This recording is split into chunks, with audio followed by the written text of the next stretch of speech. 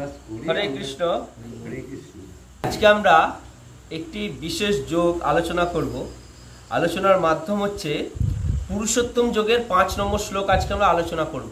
কারণ আমাদের ক্রম অনুযায়ী পুরুষোত্তম যোগ অধ্যায়ন হচ্ছিল। পুরুষোত্তম যোগের আগের দিনে যে শ্লোক আমরা অধ্যায় করেছিলাম সেটা ছিল 4 নম্বর পর্যন্ত। আজকে 5 নম্বর শ্লোক আমরা অধ্যয়ন করব। 5 নম্বর শ্লোকে ভগবান বলছেন পুরুষোত্তম যোগে, সবাই আমার সাথে করজোড়ে বলো, নিমান মোহজিত সঙ্গদোষা আধ্যাত্ম নিত্য বিনিবৃত্ত কামদ্বন্দ্বৈ বিমুক্তা সুখ দুঃখ সঙ্গৈ গচ্ছন্তি অমূরা পদম অব্যয়ম তৎ।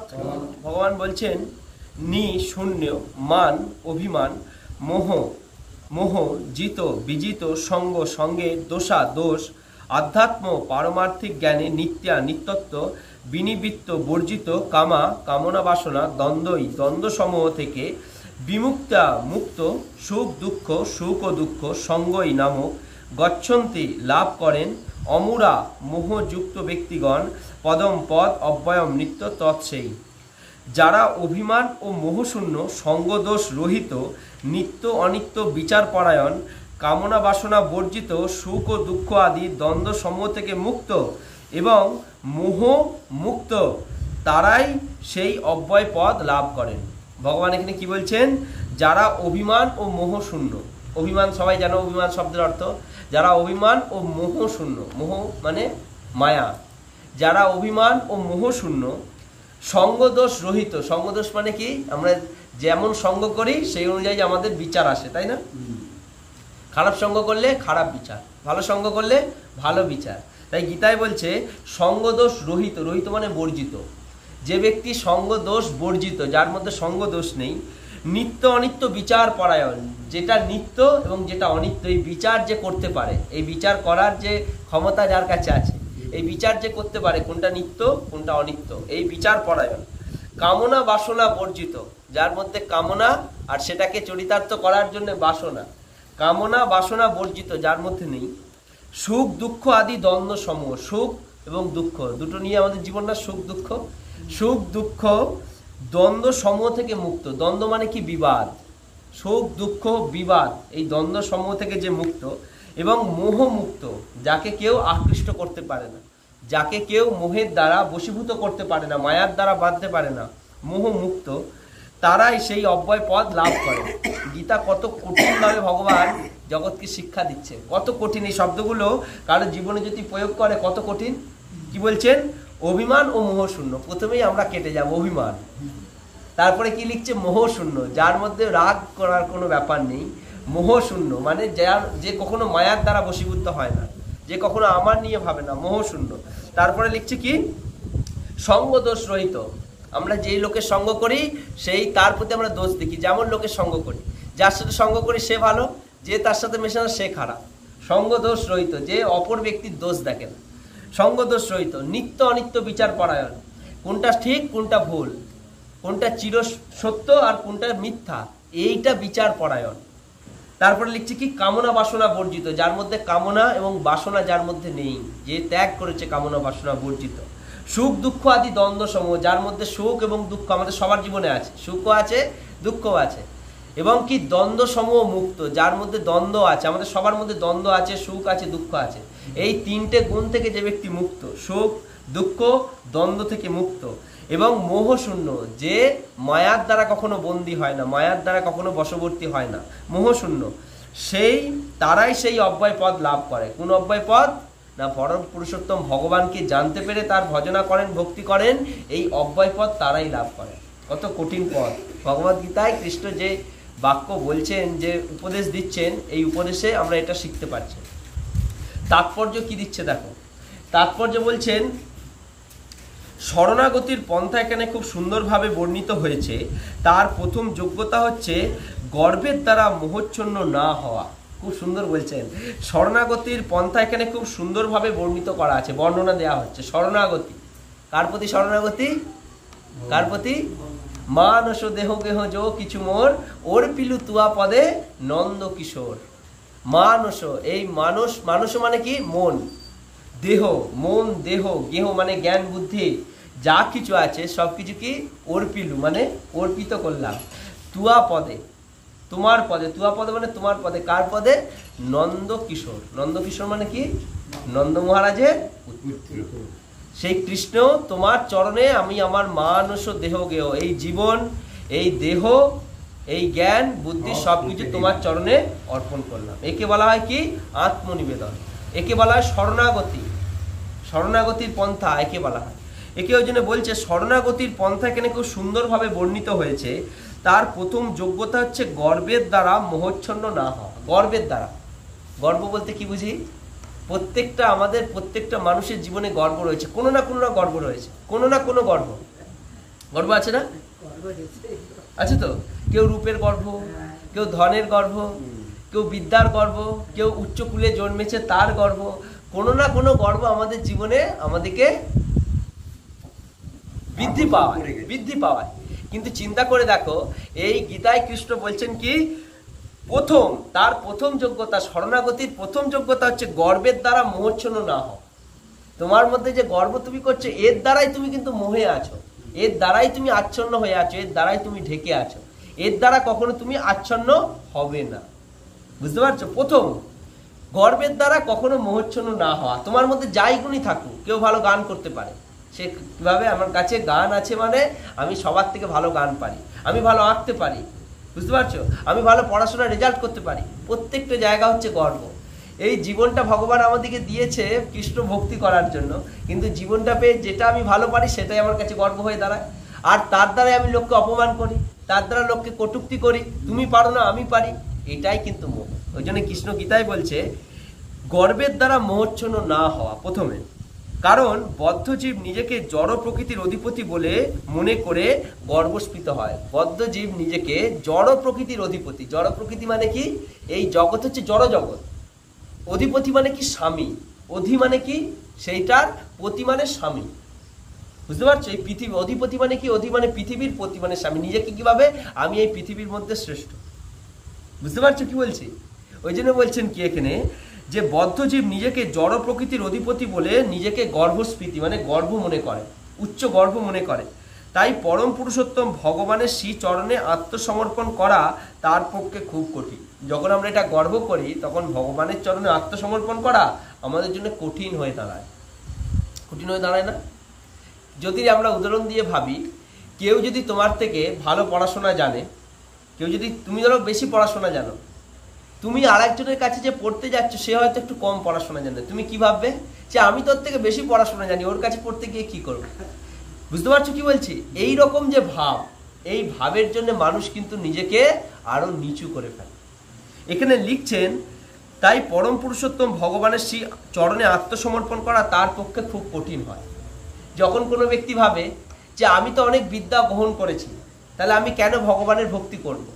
কিন্তু সে যখন শাস্ত্র পড়বে, শাস্ত্র পড়ার মাধ্যমে সে জানতে পারবে তুমি তো এই জগতের বই পড়েছো, তুমি এই জগতের বই পড়ে বিদ্যা লাভ করেছো, কিন্তু ভগবান এই জগৎকে সৃষ্টি করেছে, তারপরে এই জগতে গুরু এসেছে, পরম্পরা এসেছে, ধারা এসেছে, শিক্ষা এসেছে, বিদ্যা এসেছে, তারপরে এসব এসেছে।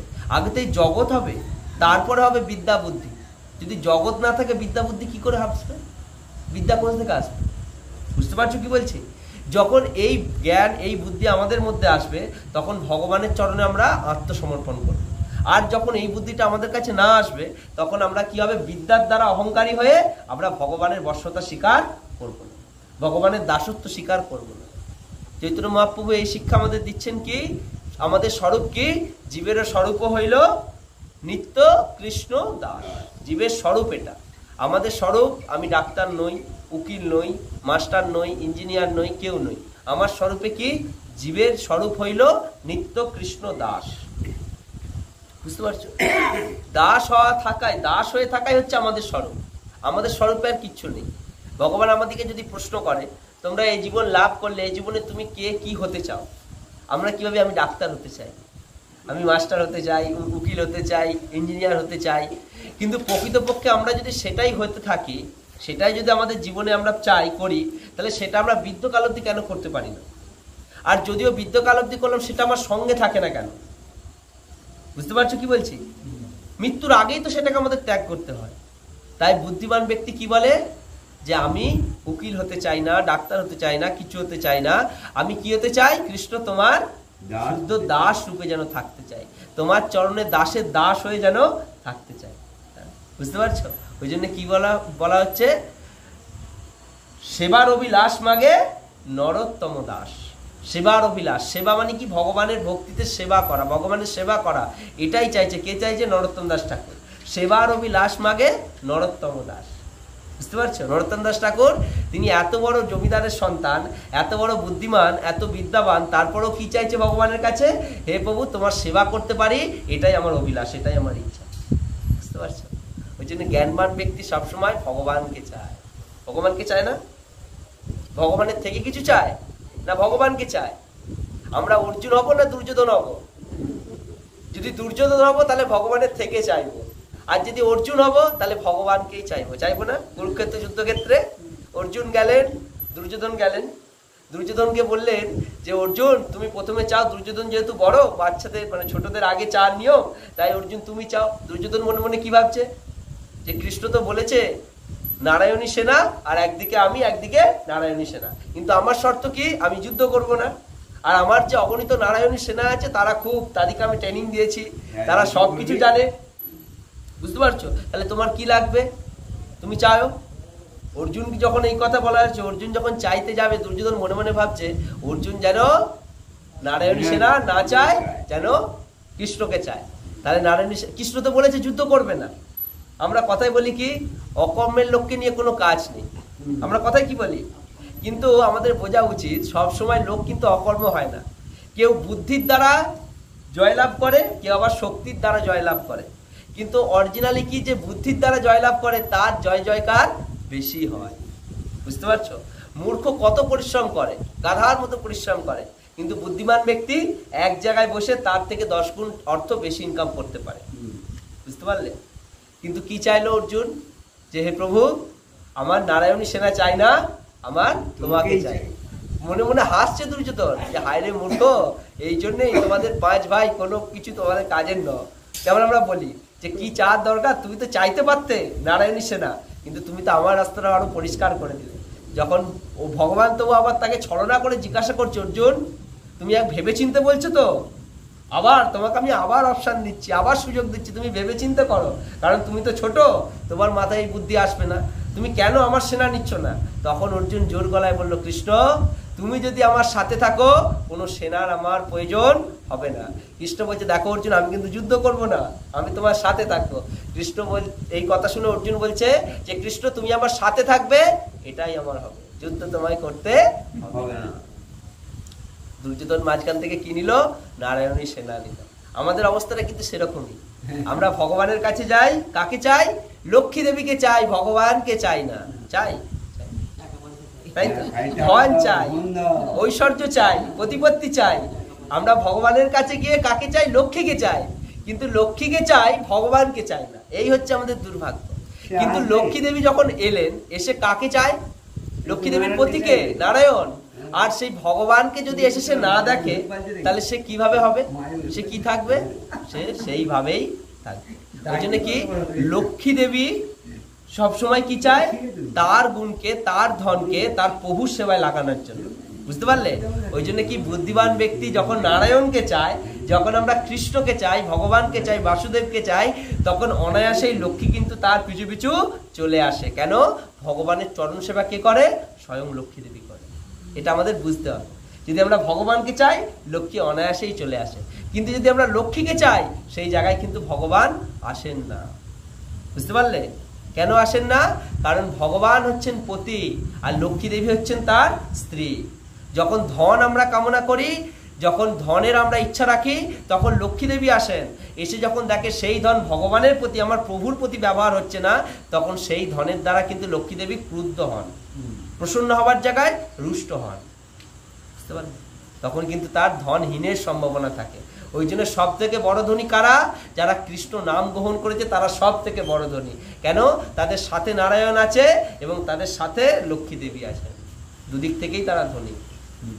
ওই জন্য এখানে লিখছেন যথার্থ জ্ঞান অনুশীলন করার মাধ্যমে তাকে জানতে হবে যে সে জড় প্রকৃতির অধিপতি নয়, অধিপতি হচ্ছেন পরম পুরুষোত্তম ভগবান শ্রীকৃষ্ণ। এই জড় জগতের অধিপতি মানে কি, এই জড় জগতের স্বামী হচ্ছেন ভগবান শ্রীকৃষ্ণ। যদিও আমরা ভাবি কি এই জগতে আমি রাজা, এই জগতে আমি রাজা নই। রাজাকে, রাজা হচ্ছেন একজন, যেই রাজার দ্বারা এই জগৎ চলে, যেই রাজার দ্বারা কোটি কোটি ব্রহ্মাণ্ড চলে, কোটি কোটি দেবদেবীগণ যার কথায় কাজ করে, তিনি হচ্ছেন রাজা। সেই রাজাকে একমাত্র ঈশ্বর পরম কৃষ্ণ, সেই পরম কৃষ্ণ ঈশ্বর একমাত্র রাজা, একমাত্র অধিপতি। আর আমরা ভুল কারণে মায়ার দ্বারা অন্ধ হয়ে এই জ্ঞান আমরা আমাদের মধ্যে রাখি কি আমি হচ্ছে এই জগতের অধিপতি। বুঝতে পারছো? যখন আমাদের বয়স হয়, যখন আমি ভাবি কি যখন হঠাৎ কোনো দুর্ঘটনা হয়ে যায়, আমরা সব দোষ ভগবানকে অর্পণ করি না? যদি আমরা সব দোষ ভগবানকে অর্পণ করি, তাহলে এই জগতে আর কাউকে আমি দোষ অর্পণ করলাম না, ভগবানকে অর্পণ করলাম। কেন অর্পণ করলাম? কারণ আমি নিজে জানি যে ভগবান হচ্ছেন একমাত্র প্রভু, একমাত্র স্বামী, তারপরও আমি নিজেকে স্বামী বলে গণ্য করি। বুঝতে পারছো কি বলছি? যখন অত্যাধিক বিপদ বেড়ে যায়, তখন মা বাবার কাছেও যায় না, পাড়া প্রতিবেশীর কাছেও যায় না, নেতামন্ত্রীর কাছেও যেতে পারি না। কার কাছে যাই? ভগবানের কাছে যাই। তখন কি বলি যে প্রভু যদি তুমি বাঁচিয়ে দাও জীবনটা, তাহলে এখনো বেঁচে থাকতে পারে। কিন্তু ভগবান কি বলে যে তোমার আয়ুষ্কাল তুমি তৈরি করো, আর তোমার কর্ম তুমি ঠিক করো, তোমার যা কিছু সব তুমি নিজেই তৈরি করো, আমি কিছু তৈরি করি না। ভগবান কিছুই তৈরি করেন না, সব তৈরি করি আমরা, করি না? কাউকে গালাগালি দিলাম, কাউকে মারধর করলাম, ভাবলাম কি আমার শক্তি আছে আমি তাকে মারলাম, আমার মুখে ক্ষমতা আছে আমি তাকে গালাগালি দিলাম। কিন্তু পরবর্তী ভাবে যদি আমরা বিচার করে দেখি, যেমন তুমি দেবে তেমন তুমি পাবে। একটা বল যদি আকাশের দিকে ছোড়া হয়, যত জোরে ছুটবে সে কিন্তু তত জোরেই নিচের দিকে পড়বে। ঠিক আছে? ভগবান বলছেন কি তুমি তোমার কর্ম এমন ভাবে তৈরি করো যার দ্বারা পরবর্তী জীবন আর এই জগতে না আসতে হয়। সেই জন্য ভগবান ভগবত গীতায় ভক্তিযোগে বলছেন একমাত্র আমার আশ্রয় গ্রহণ করো, আমার ভক্তি করো, আমাকে প্রণাম করো, আমার ভজন গীতিতে আমার প্রতি মনোনিবেশ করো, তাহলে কিন্তু তোমাদের আর এই জগতে ফিরে আসতে হবে না। এটা ভগবান বলছেন গীতার মাধ্যমে। বুঝতে পারছো? তাহলে এমন করুণ, এমন পরম, এমন প্রেমময় অবতার আর কে আছেন? এমন করুণার অবতার কে আছেন যিনি প্রথমেই বলছেন সর্বধর্মান পরিত্যাজ্য মামেকং শরণং ব্রজ অহংতাং সর্ব পাপেভ্য মোক্ষয়িষ্যামি মা শুচি। এমন অবতার আর কাকে পাবে? এমন ভগবানকে কোথাও পাবে যে তোমার সমস্ত পাপ নিয়ে তোমাকে মুক্তি লাভ করাতে পারে, মোক্ষ লাভ করাতে পারে?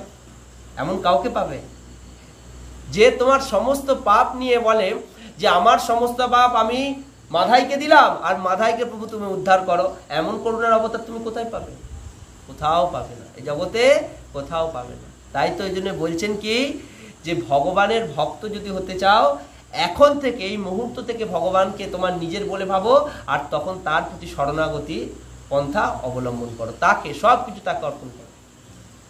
এখানে ওই জন্য বলছেন যে অহংকার জনিত মোহ থেকে কেউ যখন মুক্ত হয় তখন সে আত্মসমর্পণের পন্থা শুরু করতে পারে। অহংকার জনিত মোহ থেকে কেউ যখন মুক্ত হয় তখন সে আত্মসমর্পণের পন্থা শুরু করতে পারে।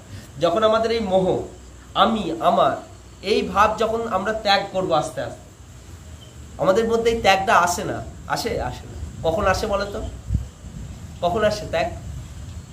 কেউ যখন মারা যায়, তার বাড়িতে যখন যায়, সবাই কাঁদছে দেখে মনটা খুব ব্যথিত হয়, কেঁদে ওঠে, আমাকেও একদিন যেতে হবে, আমাকেও একদিন এই জগৎ ত্যাগ করতে হবে। কতক্ষণ থাকে সেই মোহটা? যতক্ষণ না তাকে শ্মশান ঘাট থেকে পুড়িয়ে বাড়ি ফিরি। যেই বাড়ি ফেরা হলো আবার যেইকে সেই হয়ে গেল। শ্মশান জায়গা হচ্ছে বৈরাগ্যের জায়গা। শ্মশান এমন একটা জায়গা না যেটা হচ্ছে বৈরাগ্যের জায়গা। ওই জন্য মহাদেব কি করেন, এখানে সমস্ত কিছু ত্যাগ করে না শ্মশানে থাকেন। শ্মশানে থাকার মানেটা এটাই যে শ্মশান থেকে একটা শিক্ষা মহাদেব আমাদের অর্পণ করেন, জানান। এটা কি? এটা হচ্ছে একমাত্র বৈরাগ্যের নিশানা, বৈরাগ্যের চিহ্ন এটা। যে শ্মশানে গেলে আমাদের মধ্যে অনেক মোহ, অনেক অজ্ঞানতা দূর হয়ে যায় অনায়াসে। যেই জীবনকে আমরা কতভাবে যত্ন করি, কতভাবে ভালোবাসি, যখন আমরা শ্মশানে যাই আমাদেরকে কি মনে হয়?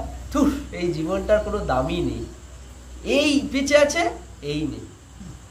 তাই তো মহাদেব শেখায়, যতই দামি দামি ড্রেস পোশাক ভূষাক পরো না কেন, দেখো অন্তিম গতি কি হবে, ছাই হবে। তাই মহাদেব কি করলো, গরম গরম আগুন থেকে, চিতা থেকে ছাই নিল আর গোটা গায়ে মেখে জগৎকে শিক্ষা দিলেন যে দেখো একমাত্র এই শরীরের অঙ্গ বস্তু একমাত্র ছাই, যেটা অন্তিমে সবার হবে। আর সেই ছাই মেখেও আমি নিজেকে পবিত্র করি। কেন পবিত্র করি জানো? কেন জানো মহাদেব কেন পবিত্র হয়? কেউ যদি আমাদেরকে বলে যে আরে শ্মশান তো অপবিত্র জায়গা, শ্মশান কখনো অপবিত্র জায়গা না, শ্মশান পবিত্র জায়গা। কিন্তু সেই শ্মশানে তাজা তাজা, অর্থাৎ শাস্ত্রে লিখছেন মহাদেবকে ভস্ম স্নান করানো হয়। আমরা যখন জ্যোতির্লিঙ্গে যাই, বিভিন্ন জ্যোতির্লিঙ্গ যেমন কেদারনাথ, অমরনাথ, মহাকালেশ্বর, বৈদ্যনাথ, মহা জ্যোতির্লিঙ্গ, 12টা যে জ্যোতির্লিঙ্গ আছে, যখন যাই আমরা দেখতে পাই সেখানে আরতিতে একটা হচ্ছে ভস্ম আরতি হয়, একবারে পাউডারের মতো, সেটা দিয়ে আরতির পরে সেটা মহাদেবের শিবলিঙ্গেতে ওটা দেয়া হয়। এটাকে বলে ভস্ম আরতি। খুব সুন্দর শিক্ষা আমাদের দেয়। মহাদেবের আরেক নাম কি বলতো? পঞ্চানন। আর সেই পঞ্চানন নাম কেন হয়? যিনি ভগবানের নাম একটা মুখে, দুটো মুখে নয়, 5টা মুখে উচ্চারণ করে। এবং কেমন ভাবে উচ্চারণ করে? খুব নিষ্ঠার সহকারে, ধ্যান মগ্ন হয়ে, যার চিন্তা করে সব সময়, যাকে ধ্যানে চিন্তা করে, যার নাম গানে সব সময় মগ্ন থাকে, এবং যাকে বোঝার জন্য শাস্ত্র পড়ে। আমরা যেমন শাস্ত্র পড়ি, তোমরা যেমন শাস্ত্র শ্রবণ করো, ঠিক মহাদেবও কিন্তু ভগবানের কথা অধ্যয়ন করে, প্রতিদিন পাঠ করে, শাস্ত্র অধ্যয়ন করে। স্বয়ং মহাদেব নিজে ব্যাসপীঠে বসে, ব্যাস আসনে বসে বক্তা রূপে গোটা তার সমস্ত কৈলাসে যতজন অধিবাসী আছে সবাইকে এই কথা শোনায়। মহাদেব যখন ছাই ভস্ম গায়ে অর্পণ করেন, মহাদেবের ভাব এটা থাকে, যখন আমরা একটা মৃতদেহকে দাহ করি সেখানে একটা শব্দ উচ্চারণ করায়, কি করা হয়? বলো হরি হরি বল। আবার মারোয়াড়িরা কি বলে? রাম নাম সত্য হে। যখন এই কথা বলে মহাদেব ভাবেন যে দেখো এই শরীরের মধ্যে কিছু থাক না থাক, আরো 10টা লোক এই শরীরকে নিয়ে যেতে যেতে একটা কথা কি বলছেন? ভগবানের নাম উচ্চারণ করছেন। আর যখন সে পঞ্চভূতে যখন সেই শরীরটা লীন হয়ে যায়, বিলীন হয়ে যায়, তখন সে এই শিক্ষা জগৎকে অর্পণ করে যে দেখো এই ছাই ভস্ম মেখে আমি নিজেকে কতটা পবিত্র মনে করি, যে এটা মাখার মাধ্যমে, এই ছাই ভস্ম মাখার মাধ্যমে আমি ভগবানকে আমার সঙ্গে রাখার চিন্তা, রাখার ভাবনা আমি ধারণ করতে পারি। বুঝতে পারছো? ওই জন্য কি বলে যে যার মুখে বাই হরি কথা নাই, তার মুখ পানে চেয়েও না, যার মুখ দেখি ভুলে যাবে হরি, তার কাছে তুমি যেও না। তাহলে একথা ভাবো, যার মুখে হরি কথা আছে, হরির ধ্বনি আছে, যে হরি না হরি ভগবানকে ভালোবাসে, ভগবানের নাম কীর্তনে মগ্ন থাকে, তাকে দেখে যদি তুমি তাকে সঙ্গ করতে চাও, তাকে কাছে পাওয়ার আশা করতে চাও, তাহলে মহাদেব আমাদের থেকে এটাই চায়। যে ব্যক্তি ভগবানকে ভালোবাসে, ভগবানের নাম কীর্তন করে, মহাদেব তাকে খুব ভালোবাসে। প্রত্যেকটা জায়গায়, শুধু এখানে বলে না, প্রত্যেকটা তীর্থে, প্রত্যেকটা ধামের প্রহরীদার রূপে মহাদেব থাকে। প্রত্যেকটা ধামে যেমন দারোয়ান থাকে না, দরজায় দারোয়ান থাকে। তুমি জগন্নাথপুরীতে যাও, সেখানেও মহাদেব বিরাজিতমান আছেন দ্বারপাল রূপে। নবদ্বীপে যাও, সেখানেও মহাদেব বিরাজিতমান আছেন ক্ষেত্রপাল রূপে। প্রত্যেকটা জায়গায়, বৃন্দাবনে যাও, সেখানেও মহাদেব প্রহরীদার রূপে আছেন, যে দেখো তুমি আমার প্রভুর সাথে দেখা করতে এসেছো, তুমি আমার খুব প্রিয়, আগে আমাকে দেখা দাও, আমার প্রভুকে দেখা দেবে পরে, তুমি আমার খুব প্রিয়। মহাদেব এটা চান সবসময়। ওই জন্য এখানে লিখছেন, কেউ যখন মুক্ত, অহংকার জনিত মোহ থেকে কেউ যখন মুক্ত হয়, তখন সে আত্মসমর্পণের পন্থা শুরু করতে পারে। তখন সে আত্মসমর্পণ, যে প্রভু তুমি ছাড়া এই জগতে আমার আর কেউ নেই, এটা তখন বুঝতে পারে, যখন সেই মোহ থেকে দূর হয়, আমি আমার এই ভাব থেকে যখন দূর হয়। বুঝতে পারছো? সনাতন গোস্বামীকে মহাপ্রভু বলেছিলেন যে হে সনাতন, এই জগতে আগে মানুষকে বুঝতে হবে কে তোমার, কে বা তার, যারে তাপত্রয়। একটা সুন্দর শ্লোক আছে, কে তোমার, কে বা তার, যারে তাপত্রয়। এই শব্দটার মাধ্যমে বলা হচ্ছে তোমার বলতে এই জগতে কেউ নেই, তুমি যাকে আমার বলতো সেই কদিন থাকবে। বুঝতে পারলে? এই ভাব, এই ভাবনার চিন্তা যখন আমাদের মধ্যে আসে, আমাদের মধ্যে থেকে কি হয়, মোহটা আস্তে আস্তে কমতে থাকে। কমতে থাকে না? কমতে থাকে। ওই জন্য বলছেন কি, মাঝে মাঝে ভগবানের শুদ্ধ ভক্তের সঙ্গ করা উচিত, বৈষ্ণবের সঙ্গ করা উচিত। যখন আমরা বৈষ্ণবের সঙ্গ করি, আমরা বুঝতে পারি অনায়াসে, যারা ঘর বাড়ি সব ত্যাগ করে, আত্মীয় পরিজন ত্যাগ করে ব্রহ্মচারী আশ্রমে থাকেন, সন্ন্যাসী আশ্রমে থাকেন, তাদের মনের ভাবটা কিরকম থাকে, যে আমার তমেব মাতা চ পিতা তমেব, তমেব বন্ধু চ সখা তমেব। তিনি সব কিছু একমাত্র ভগবান। মার অবি রাখ হবি যো ইচ্ছা তোহারা, মারবি রাখবি যা ইচ্ছা প্রভু সব তোমার, আমার বলতে কিছু নেই। এখানে লিখছেন যে সর্বদাই জড়জগতের সম্মানের আকাঙ্ক্ষা, এখানে বলছেন যে সর্বদাই জড়জগতের সম্মানের আকাঙ্ক্ষা করে তার পক্ষে পরমেশ্বর ভগবানের চরণে আত্মসমর্পণ করা সম্ভব নয়। যে সর্বদাই এই জগতে সম্মানের আকাঙ্ক্ষা করে, সম্মানের আকাঙ্ক্ষা আমরা সবাই করি না? করি তো? করি না? করি। এই জন্যেই আমাদের ভক্তি জগতে এত কষ্ট, এত ব্যথা। কিন্তু দেখো হরিদাস ঠাকুর যখন যুবক অবস্থায় ছিলেন, হরিদাস ঠাকুর কত নাম কীর্তন করতেন, এত করতেন। তখনকার দিনে চাঁদ কাজী বলেছিলেন, হরিদাস তোমাকে আমি মাফ করে দেবো, কিন্তু তোমাকে আমি কোনো শাস্তি দেব না, কিন্তু তোমাকে হরিনাম করা ছাড়তে হবে।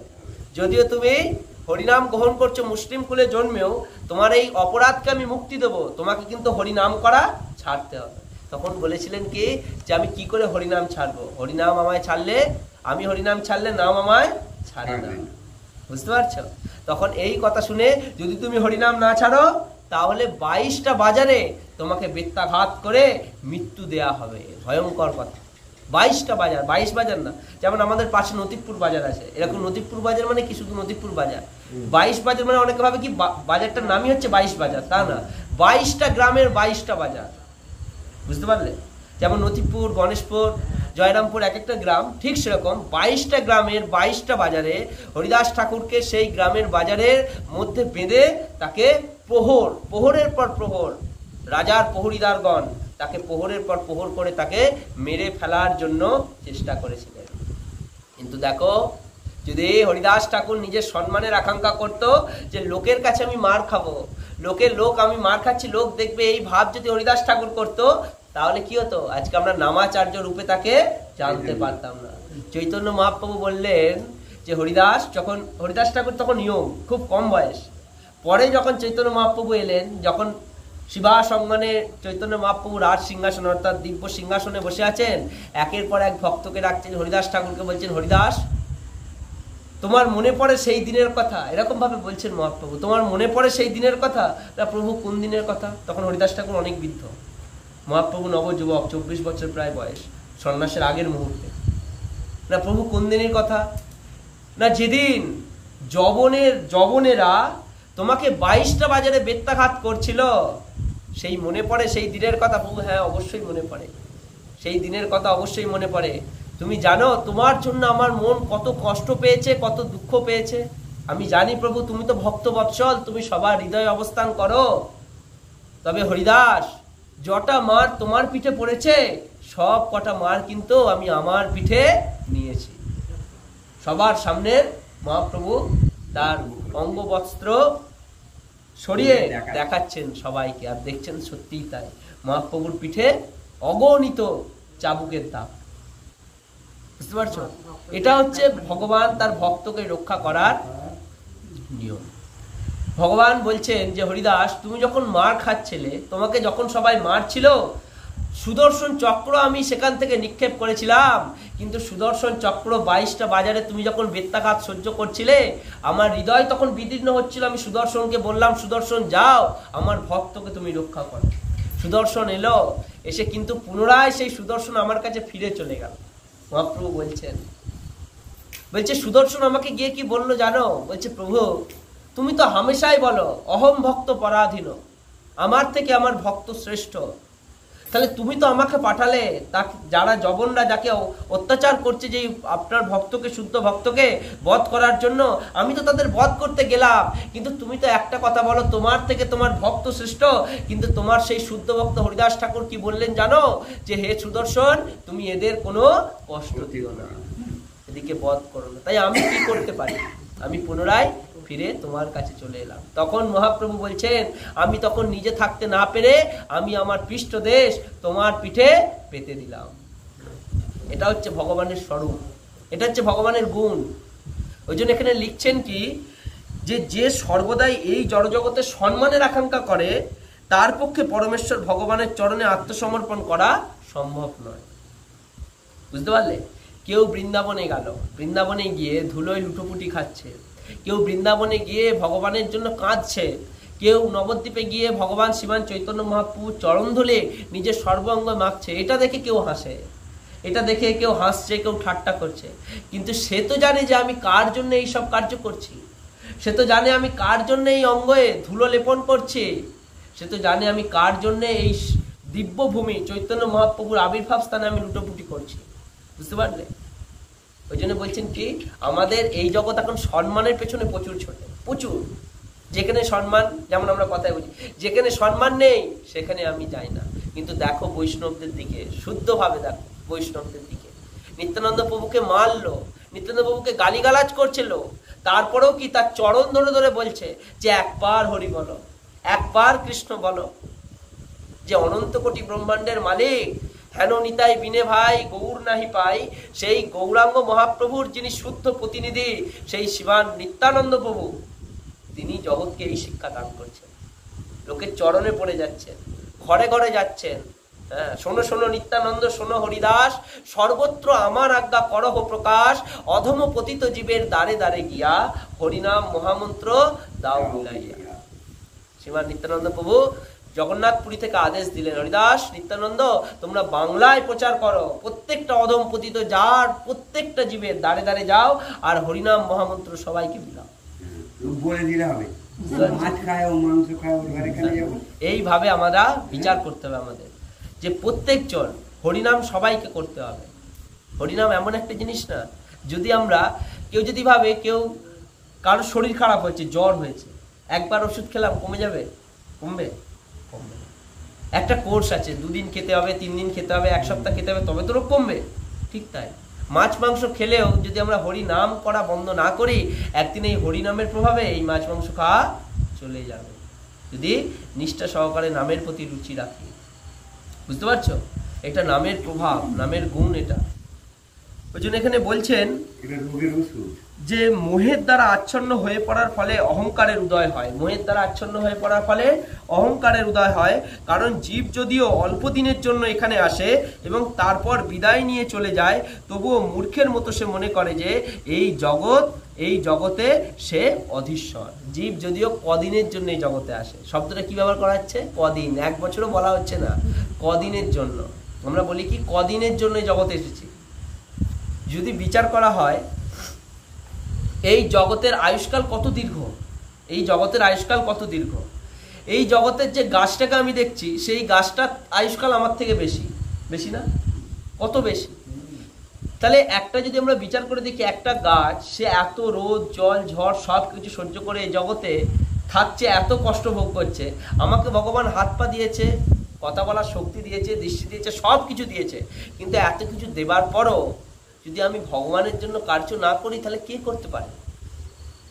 আহার নিদ্রা ভয় মৈথুন এই 4টি কার্য করলেই যদি এই জীবন শেষ হয়ে যায়, তাহলে পশু আর আমার মধ্যে কোনো পার্থক্য নেই। এটা গীতায় তো কৃষ্ণ আগেই বলেছে। তাহলে আমাদেরকে কি এমন কার্য করতে হবে যে কার্য করলে ভগবান প্রসন্ন হয়? একমাত্র ভগবান কথা শুনে ভগবানের ভক্তিতে নিমজ্জিত হওয়া, এটাই একমাত্র আমরা করতে পারি। এর বাইরে আর কিছুই করতে পারি না। বুঝতে পারলে? কারণ একটা গাছ পর্যন্ত সেও চায় ভগবানের কিভাবে সেবা করবে, চায় না? চাই তো। যদি আমরা ভাবি একটা পেয়ারা গাছও চায় যে আমার ফলটা শুধু মানুষ আর উন্মানে খাচ্ছে তা না, এই ফলটা যদি একদিন ভগবান যদি অর্পণ করে, ভগবান যদি এটা গ্রহণ করে, এর দ্বারা আমার জীবন সার্থক। একটা গাছও ভাবে, একটা পশুও ভাবে, একটা গরুও পর্যন্ত ভাবে যে সারাদিন শুধু আমার যত দুধ শুধু মানুষে গ্রহণ করছে, শুধু তাই নয়, এই দুধ যদি একদিন ভগবানের সেবায় লাগে তাহলে আমার জীবন সার্থক, তাই না? একটা ফুলও পর্যন্ত এটা ভাবে, একটা ফল ফুল এই জগতের বৃক্ষলতা সবাই এটাই ভাবে, সবাই ভাবে না? এটাই ভাবে। কিন্তু মানুষ যখন এটা ভাববে যে ভগবান তার সৃষ্টিতে একটা গাছ যেমন ভাবছে একটা ফল দিলে সে গাছ সার্থক, একটা ফুল দিলে সে সার্থক, একটা সুন্দরভাবে যদি দেখতে পাই মাটি পর্যন্ত ভাবে যে আমিও বাসন রূপে যখন ভগবানের সেবায় যাব আমার জীবন সার্থক, আমার এই জগতে আসা সার্থক। ঠিক সেরকম একটা মানুষ যখন ভাববে 84 লক্ষ জীবন আমরা পেয়েছি, যদি একটা জীবন আমরা কৃষ্ণকে অর্পণ করি, এই জীবন কিন্তু সার্থক। একটা জীবন। প্রভুপাদ বলেছেন 84 লক্ষ জীবন আমরা পেয়েছি, 84 লক্ষ, একটা দুটো না, 84 লক্ষ জীবন পেয়েছি। যদি একটা জীবন আমরা কৃষ্ণকে দিই, একটা জীবন, এই মানব জীবন যদি কৃষ্ণকে অর্পণ করি, কৃষ্ণকে দিই, কৃষ্ণের জন্য কার্য করি, তাহলে আর দ্বিতীয়বার এই জগতে আর আসতে হবে না। প্রভুপাদ এটা জোর গলায় বলেছেন, সবাইকে কাঁদতে কাঁদতে বলছেন যে একটা জীবন, প্রত্যেকটা জীবকে বলছেন, মানুষকে বলছেন যে হে মানব, একটা জীবন তোমরা কৃষ্ণকে দাও। প্রত্যেকটা বৈষ্ণবের মুখে শুনবেন, প্রত্যেকটা বৈষ্ণব একটা একই কথা বলে যে 84 লক্ষ জীবন আমরা অতিবাহিত করেছি, 84 লক্ষ জীবন, কত রকম ভাবে আমরা জীবন পেয়েছি। এই একটা জীবন, দুর্লভ মানব জীবন যদি আমরা কৃষ্ণকে দিই, আর কিন্তু আমাদের ফিরে তাকাতে হবে না, ফিরে তাকাতে হবে না, কারণ এই জীবন শেষ, কৃষ্ণকে লাভ করবে। এটা গীতায় কৃষ্ণ বলছেন, একটা জীবন যদি আমাকে দাও তোমরা। যেমন শুদ্ধ ভক্তরা, শুদ্ধ বৈষ্ণবেরা কি চায় জানো? তারা চায়, আমাদের এখনো আমি দেখতে পাই বাংলাদেশে প্রভুরা এখনো বলে যে তোমাদের যদি 4-5টা সন্তান থাকে, যদি তোমরা সন্তানকে চালাতে না পারো, সন্তানের পড়াশোনা খরচা না চালাতে পারো, খাওয়া দাওয়ার খরচা না চালাতে পারো, পোশাক পরিচ্ছদ না চালাতে পারো, তোমরা কৃপা করে একটা সন্তানকে আমাদের দাও, 5টা সন্তানের মধ্যে একটা সন্তানকে দাও। যদি একটা সন্তানকে আমাদের দাও, তাহলে সেই সন্তানকে আমরা এমনভাবে গড়বো, এমনভাবে বড় করে তুলবো, সে আরো 100টা সন্তানকে পবিত্র করার ক্ষমতা সে রাখতে পারে। বুঝতে পারছো? এক প্রভু খুব সুন্দর বলছেন, আমরা যখন প্রচারে যাই, প্রচারে গিয়ে কত তো ভক্তরা আসে, কত ভক্ত আসে তো প্রচারে। যখন গিয়ে কোনো মায়ের কাছে বলি যে হে মা, তোমার সন্তানকে ভাগবত পড়াও, গীতা পড়াও, ধর্মের পথে আনো, আনতে চায় না। কেন আনতে চায় না? যদি সন্তান বড় হয়ে সন্ন্যাসী হয়ে যায়, সাধু হয়ে যায়, তাহলে কি হবে? কিন্তু সন্তান যে গল্লায় যাচ্ছে, অধর্মের পথে যাচ্ছে, অসাধু কাজ করছে, খারাপ কাজ করছে, তার দ্বারা কিন্তু মা বাবারা কষ্ট পায় না। সন্তান যদি ভালো হয়ে যায় তাহলে কিন্তু কষ্ট। সাধুরা খুব দুঃখ করে এইসব ব্যাপারগুলো। ভালো ভালো লেখাপড়া, বুঝতে পারছো? বিদেশে গিয়ে টাকা বহু করে পাঠায়, এই জায়গাগুলো আমাদের বুঝতে হবে। ওই জন্য কি বলছেন যে কোনো সাধু ব্যক্তি, বৈষ্ণব ব্যক্তি যদি সন্তানকে চায়, যেমন আমরা দেখতে পাই যে নিত্যানন্দ প্রভুকে কে দিলেন? হারাই পণ্ডিত নিত্যানন্দ প্রভুকে সাধুর হাতে তুলে দিলেন। কারণ জানতেন হারাই পণ্ডিত যে একমাত্র যোগ্য উপদেশ, যোগ্য শিক্ষা কে দিতে পারে? সাধুগণ দিতে পারে, বৈষ্ণব দিতে পারে। যেই শিক্ষার কখনো বিনাশ হয় না। বিনাশ হয়? এই জগতে শিক্ষার বিনাশ হয়। বুঝতে পারলে? অনেক শিক্ষা আছে, বহু শিক্ষা আছে, কিন্তু সর্বশিক্ষার মধ্যে কি? একমাত্র কৃষ্ণকে জানার যে শিক্ষা, সেটাই হচ্ছে সর্ব উৎকৃষ্ট শিক্ষা। এখানে ওই জন্য লিখছেন যে মোহের দ্বারা আচ্ছন্ন হয়ে পড়ার ফলেই অন্ধকারের উদয় হয়। কারণ জীব যদি অল্প দিনের জন্য এখানে আসে, তারপর বিদায় নিয়ে চলে যায়, তবুও মূর্খের মতো সে মনে করে এই জগতের সেই অধীশ্বর। যদিও আমরা অল্প দিনের জন্য আসি, তবুও আমরা কি মনে করি? এই জগতে আমি অধীশ্বর। এভাবেই সে সব কিছু জটিল করে তোলে এবং তার ফলেই সে সর্বদাই দুঃখগ্রস্ত হয়, সর্বদাই দুর্দশাগ্রস্ত হয়। সব জটিল করে তুলি আমরা, সব জটিল করি না? করি না? ছোট জিনিসকে জটিল করে ভাবি। কেন ভাবি জানো? আমার বলে ভাবি। যতদিন সাধুরা বারবার বলে, বৈষ্ণব বারবার বলে, কি বলে জানো? যখনই কোনো জিনিসকে তুমি নিজের খুব কাছের বলে ভাববে, সেটাই কিন্তু তোমাকে দুঃখ দেবে। তুমি বিচার করে দেখো তো, এমন কোনো জিনিস আছে যেটাকে তুমি কাছের ভাবো না, সেটা তোমাকে দুঃখ দিয়েছে। যাকে তুমি খুব কাছের ভাববে সেই দুঃখ দেবে, আর সেটাই বেশি কষ্টের হয়ে দাঁড়াবে। তাই বলছে কি, সবাই তোমার আপন হলেও কেউ তোমার আপন না, আপন একমাত্র ভগবান, যাকে আপন করলে আর আপন কাউকে করার প্রয়োজন হয় না, কাউকে আপন করার প্রয়োজন হয় না। যখন শ্রীমান চৈতন্য মহাপ্রভু যখন গয়া থেকে যখন ফিরছেন, ঈশ্বরপুরী পাদের কাছ থেকে দীক্ষা নিয়েছেন, আর যেই দীক্ষা নিয়েছেন গুরুদেব যেই দীক্ষা দিয়েছেন, আর তার মধ্যে কৃষ্ণ প্রেমের ভাব উদয় হয়ে গেছে মহাপ্রভু গয়াতে। এবার সেইখান থেকে বৃন্দাবনের উদ্দেশ্যে রওনা দিচ্ছে। বুঝতে পারছো? গয়া থেকে বা পিতার উদ্দেশ্যে পিণ্ডদান করতে গিয়েছেন, পিতার উদ্দেশ্যে পিণ্ডদান করেছেন। কিন্তু দেখো, মহাপ্রভু শুধু পিতার উদ্দেশ্যে পিণ্ডদান করতে গেছেন এটা না, শুধু গয়াতে পিণ্ডদান মহাপ্রভু পিতার উদ্দেশ্যে করতে গেছে তার না। মহাপ্রভুর মেন লক্ষ্য কি ছিল? দীক্ষা গ্রহণ। কার কাছ থেকে দীক্ষা গ্রহণ? ঈশ্বরপুরী পাদের কাছ থেকে দীক্ষা গ্রহণ। আর সেই দীক্ষা গ্রহণের ফলটা কেমন? যখন দীক্ষার মন্ত্র মহাপ্রভু শুনলেন, যখন শোনা মাত্রই তার মধ্যে কৃষ্ণ প্রেমের উদয় হয়ে গেল। মাধবেন্দ্র পুরীপাদ উত্তম ব্যক্তি, আর তার কাছ থেকে এই মন্ত্র শোনা মাত্রই মহাপ্রভুর মধ্যে দিব্য প্রেমের, ঈশ্বরপুরী পাদের কাছ থেকে যখন মন্ত্র পেলেন, মহাপ্রভুর হৃদয় পূর্ণরূপে কৃষ্ণময় হয়ে গেল। আর সেই গয়া থেকে বৃন্দাবনের উদ্দেশ্যে যাবে বলে যাত্রা শুরু করেছেন।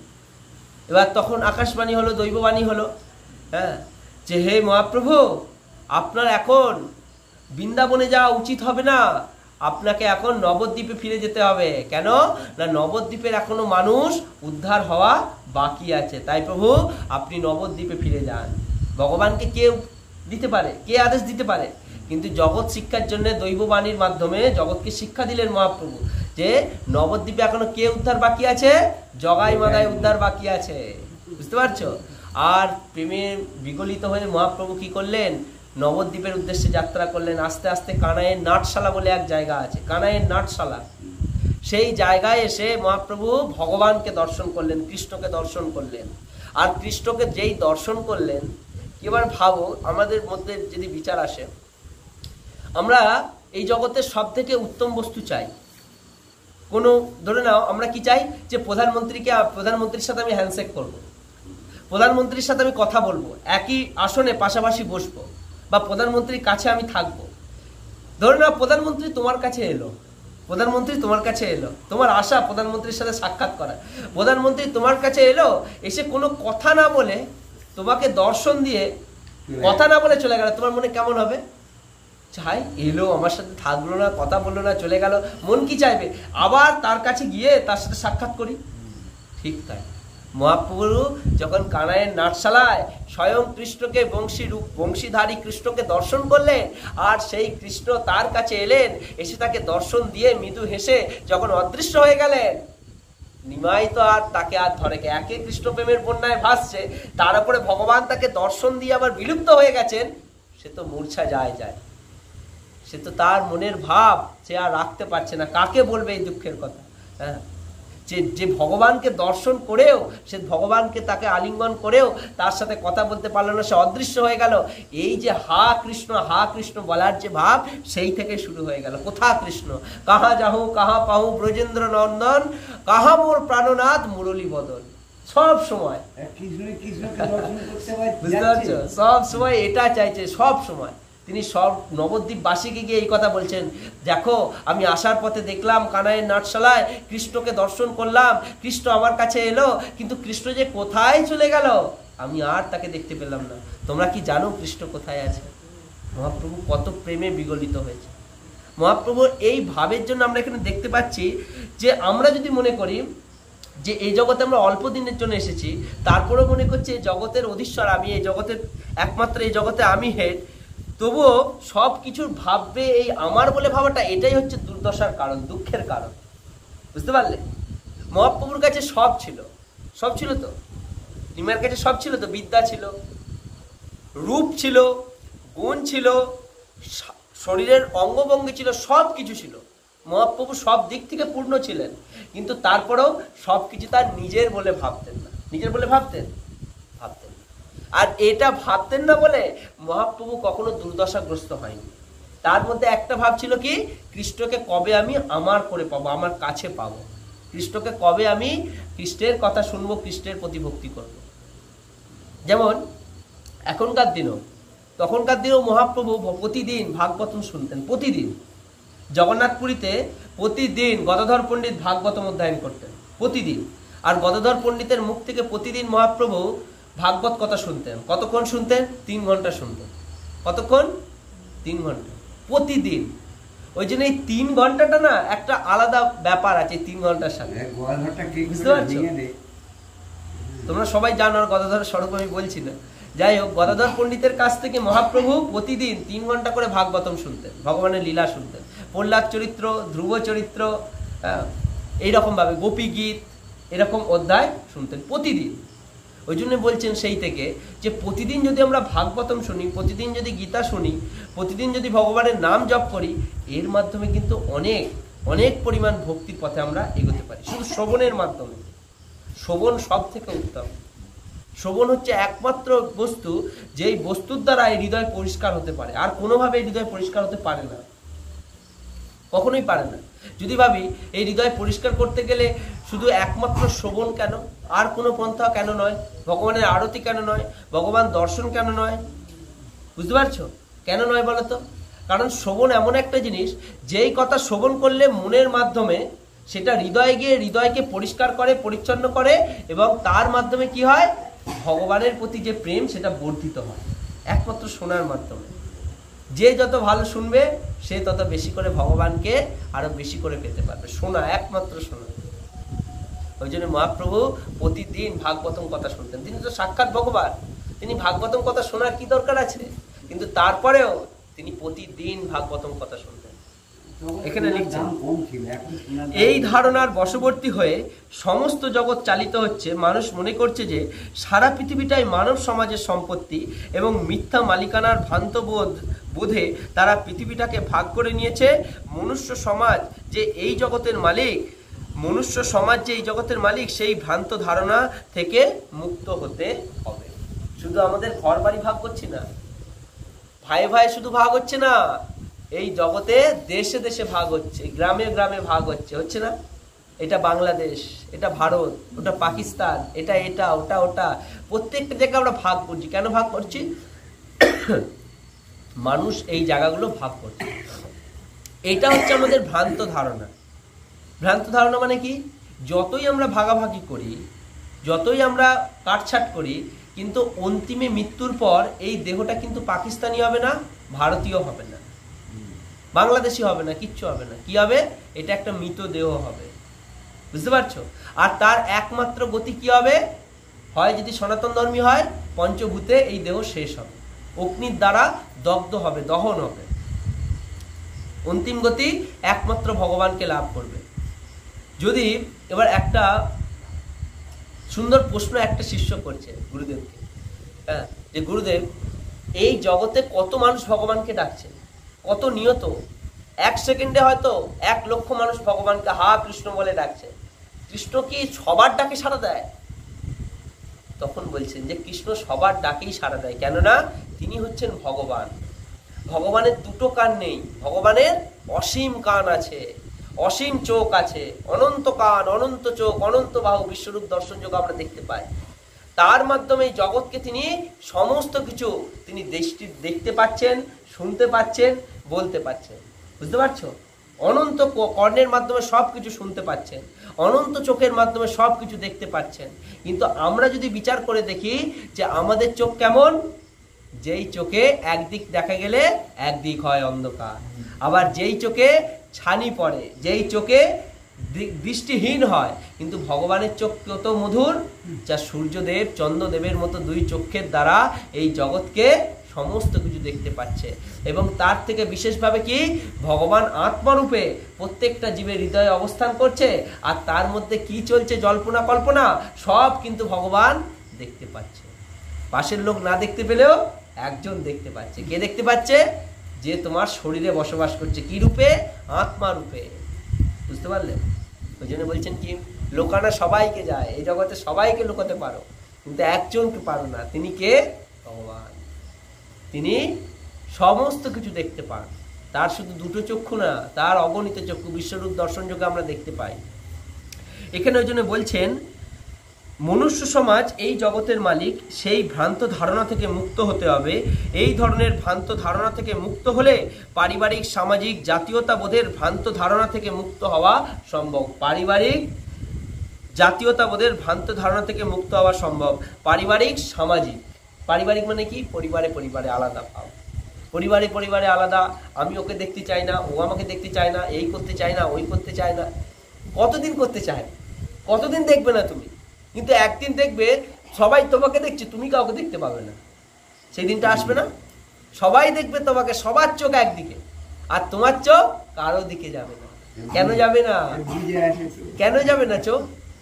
যেই চোখের দ্বারা আমি, এই চোখ হচ্ছে, শাস্ত্রে বলা হয় চোখের দ্বারা আমাদের পাপ বেশি হয়।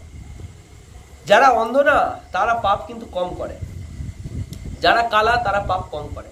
যদি ভাবি কেন? চোখ এমন একটা জিনিস, আমাদের শরীরে চোখ এমন একটা জিনিস, চোখের দ্বারাই যত খারাপ জিনিস লক্ষ্য হয়। বুঝতে পারছো? যদি চোখে আমাদের দৃষ্টি না থাকতো তাহলে কেমন হতো এই জগৎ? কেমন হতো বলো তো? যদি চোখে দৃষ্টি না থাকতো, আমরা কিন্তু দেখার মাধ্যমে পাপ আমাদের বেশি হয়। বুঝতে পারছো কি বলছি? কেউ ধরে নাও, কেউ খারাপ একটু কালো দেখতে, আমার চোখ আছে, আমি দেখতে পাচ্ছি কি আমার গায়ের রংটা ফর্সা, ও কালো, তাহলে আমি কি বলছি, আরে তুমি কত কালো, তুমি কত কুৎসিত, তোমাকে দেখতে ভালো না। এটা আমি বিচার কার মাধ্যমে করলাম? চোখের মাধ্যমে করলাম। কৃষ্ণ তো কালো, বুঝতে পারছো? তাকে দেখার জন্য এত চোখের মাধ্যমে করলাম। আবার কি ভাবছি, তুমি এত খাও, আমি এইটুখানি খাই, তুমি এই কম টাকা দিয়ে এত খাও। কিসের মাধ্যমে দেখছি? চোখের মাধ্যমে দেখছি। যেখানে যাই প্রবলেম, সব প্রবলেম তৈরি করে চোখ। যদি চোখ আমরা ঠিক কাজে লাগাই, এই চোখ যদি সবার মধ্যে কি দেখি, যে স্থাবর জঙ্গম দেখে, না দেখে তার মূর্তি, সর্বত্র দেখে তার ইষ্টদেব স্ফূর্তি, যদি আমরা এই চোখকে বোঝাই এটা, তখন কি হবে? সেই চোখ কারো প্রতি দোষ দেখবে না। বুঝতে পারছো? যে চোখ দোষের থেকে বেশি গুণ ব্যক্ত করে তাকে বলা হয় সাধু ব্যক্তি। আমাদের প্রত্যেকটা জীবনে সদ্গুণ আছে, দুর্গুণ আছে।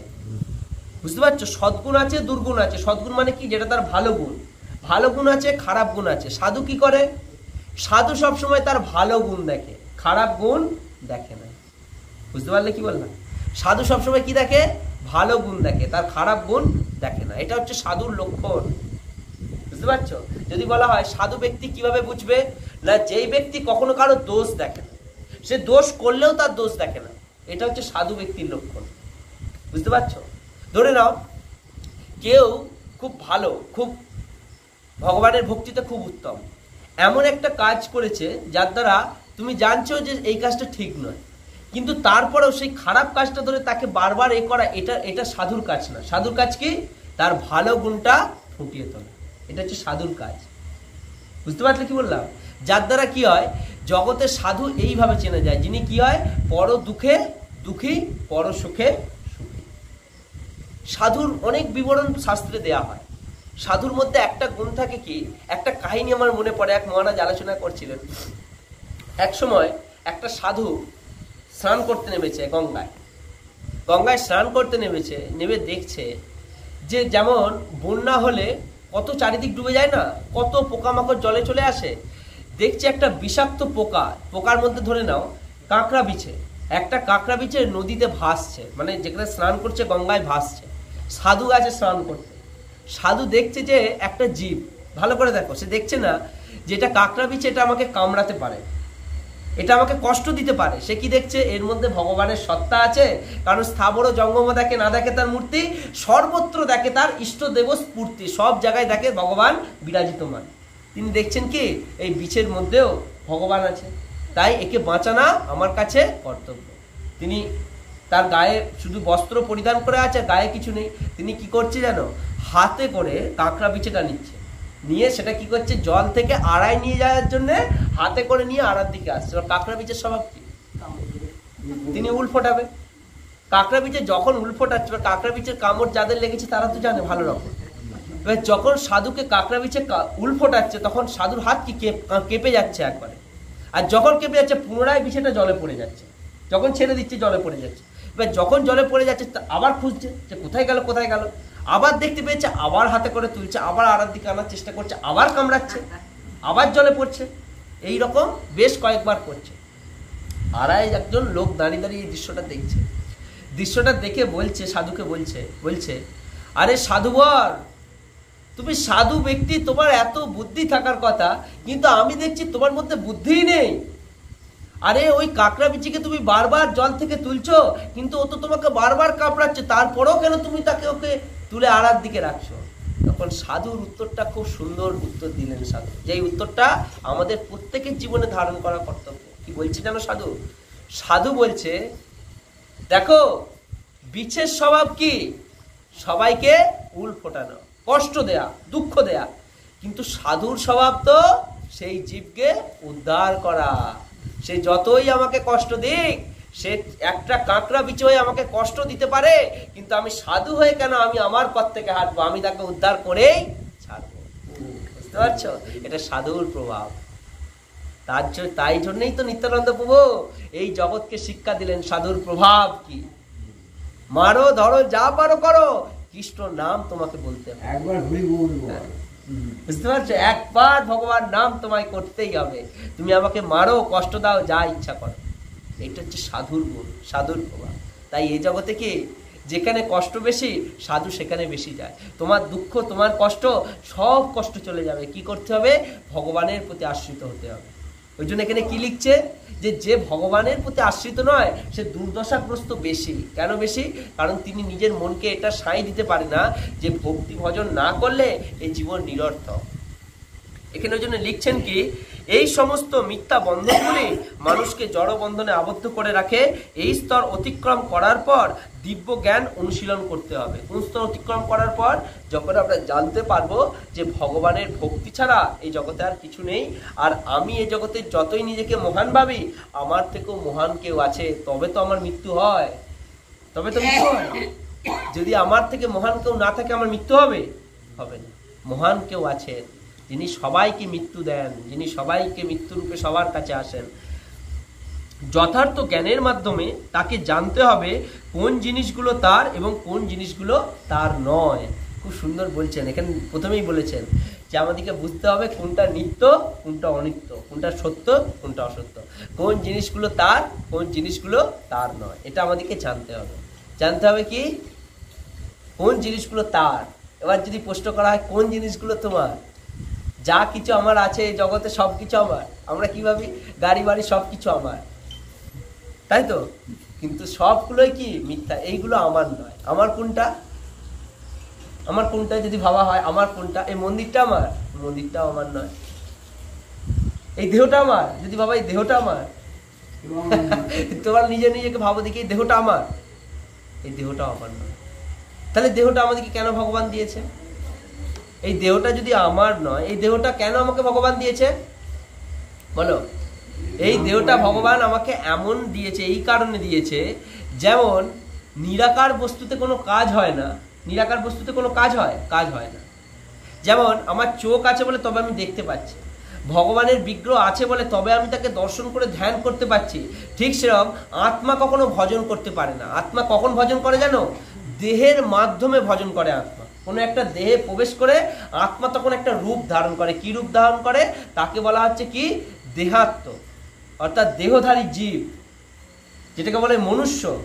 মানুষ রূপ আত্মা যখন মানুষ রূপ ধারণ করে তখন সেই আত্মা সেই মানুষ রূপে ভজন করতে পারে, ভক্তি করতে পারে। তার আগে পারে না। ইলেকট্রিক আছে, ইলেকট্রিক আসছে, ইলেকট্রিক থেকে লাইট আসে না, তাকে লাইট লাগাও তবে সেটা জ্বলবে। বুঝতে পারছো কি বলছি? বুঝতে পারছো? ইলেকট্রিক থেকে তুমি দেখতে পাবে না, ইলেকট্রিকে লাইট লাগাও তবে সেই লাইটের আলো পড়লে তবে দেখতে পাবো। ঠিক সেরকম আত্মা ভজন ভক্তি করতে পারে না, কিন্তু আত্মা যখন শরীরে প্রবেশ করে তখন সেই শরীরে প্রবেশ করা মানে সে কিন্তু ভজন ভক্তি সব কিছু করতে পারে। আর তখনই তো বলছেন ওই জন্য কি, দুর্লভ মানব জন্ম। মানব জন্ম দুর্লভ। কিরকম দুর্লভ? লোভিয়া সংসারে, যেই জন্মটা আমরা এই সংসারে পেয়েছি, কৃষ্ণ না ভজনু দুঃখ কহিব কাহারে। বুঝতে পারো? কাকে বলবে কৃষ্ণ ভক্তি না হলে? ওই জন্য এখানে লিখছেন সব কিছু যথার্থ জ্ঞানের মাধ্যমে তাকে জানতে হবে কোন জিনিসগুলো তার এবং কোনগুলি তার নয়। সব কিছু সম্বন্ধে যথার্থ জ্ঞান লাভ হলে মানুষ সুখ দুঃখ আনন্দ বেদনায় দ্বন্দ্ব ভাব থেকে মুক্ত হবে। সুখ দুঃখ আনন্দ বেদনা দ্বন্দ্ব ভাব থেকে মুক্ত হবে। হ্যাঁ, যেমন আমরা কথায় কি বলি, সুখে দুঃখে ভুলো নাকো সদাই হরির নাম বলো রে। সদাই হরির শব্দটা কি ব্যবহার করা হচ্ছে? সুখে দুঃখে। যখন আমার মধ্যে সুখ, সুখটা কি? এই জগতে সুখকে আমরা সুখ ভাবি। কি সুখ ভাবি? টাকা পেয়ে গেলাম হঠাৎ করে, কত থেকে অনেক টাকা চলে এলো। কেউ আমাকে একটা চাকরি পেয়ে গেলাম, হ্যাঁ, অর্থাৎ কোনো অনুষ্ঠান হঠাৎ করে চলে এলো। আমরা কিভাবে সুখে আছি, আনন্দে আছি, হ্যাঁ, কেউ আনন্দে নৃত্য করছে। কিন্তু সুখের পরবর্তী পাটা কি? দুঃখ। যেমন আলো এলো, আলোর পর কি? সূর্য এলো, কতক্ষণ থাকবে? সারাদিন সূর্য আছে। আবার যখন সন্ধ্যা হলো কি সূর্যকে আর দেখতে পাই? চাঁদ চলে এলো, অন্ধকার নেমে গেল। ঠিক তাই, যখন আনন্দে আছি সবসময় বিচার করতে হবে পরবর্তী দিনটা কি আসছে। তখনই কৃষ্ণ গীতায় বলছে কি, সুখে দুঃখে দ্বন্দ্বে কষ্টে যিনি সর্বদাই স্থির থাকেন, বিচলিত হন না। এখানে কি লিখছেন কি, জ্ঞান লাভ হলে মানুষ সুখ দুঃখ আনন্দ বেদনা দ্বন্দ্ব ভাব থেকে মুক্ত হন।